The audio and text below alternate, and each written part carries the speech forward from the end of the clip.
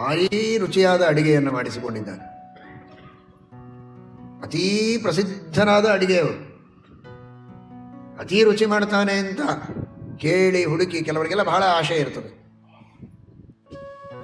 ಅಂಥ ರುಚಿಯಾದ ಅಡಿಗೆಯನ್ನು ಮಾಡ್ತಾನೆ ಅಂತ ಅವನು ಕೇಳಿದಷ್ಟು ಲಕ್ಷಗಟ್ಟಲೆ ಹಣ ಕೊಟ್ಟು ಅವನನ್ನು ಕರೆಸಿದ್ದಾನೆ. ಕೇಳಿದ ಸಾಮಾನುಗಳನ್ನು ಕೊಟ್ಟಾಯಿತು.